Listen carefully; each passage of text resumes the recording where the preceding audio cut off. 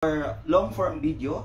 So they have EI level, it's turn off or on. So if you make turn on, so it means that one with EI level on. So for me guys, I advise to you that no need to turn on.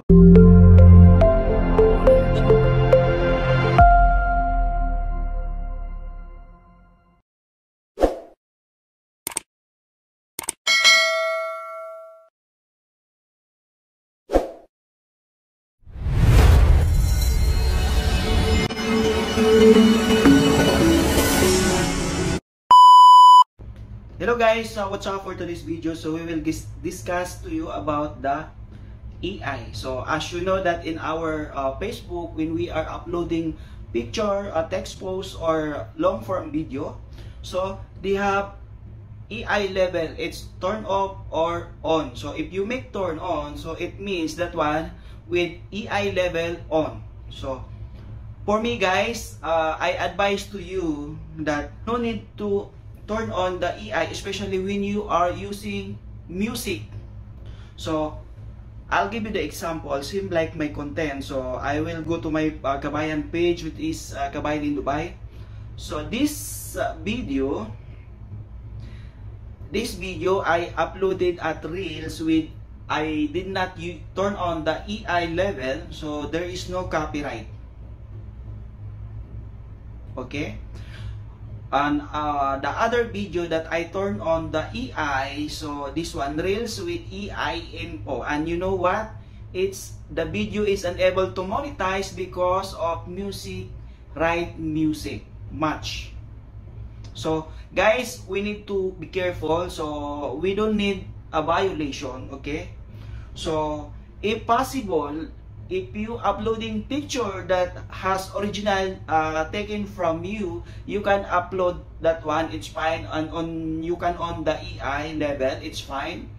But if you are uploading Reels with viral music from the platform or the licensed music from Facebook, so they have the possibility that you will get the copyright match and it will be not monetized, it unable to monetize. Same like this, as you can see, video is unable to monetize because of music right match.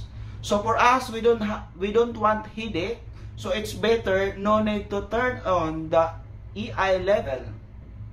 So in order to not get the violation like this or unable to monetize, because as we know, if we are monetized, we want to earn money. So if the issue is like this, so it will not suitable to Facebook will not give ads for the video because they have the rights match. So guys, we need to be careful.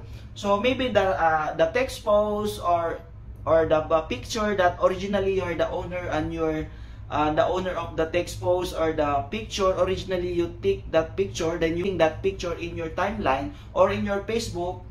And of course, you can on the EI level, as we know that you are the original one, owner of that picture or text post. But if you are uploading Reels with music, even the music is licensed from Facebook, it will detect it, guys, that the right match owner. So the artificial intelligence detected the music that you are using is belong to the right owner. So we need to be careful. So we don't want this kind of violation in the future. So I suggested to you that no need to turn on the EI level so that in the future you're not getting copyright match music. So I hope it's clear to you guys. And if you understand my tutorial, please don't forget to follow and subscribe also my YouTube channel, Kabayan in Dubai. So thank you so much and have a good day. Have a good day. Bye bye. Guys, if you're new to this channel, don't forget to subscribe, like, share my videos and click the bell button, so that you're updated for my latest videos. Thanks for your support. God bless and have a great day.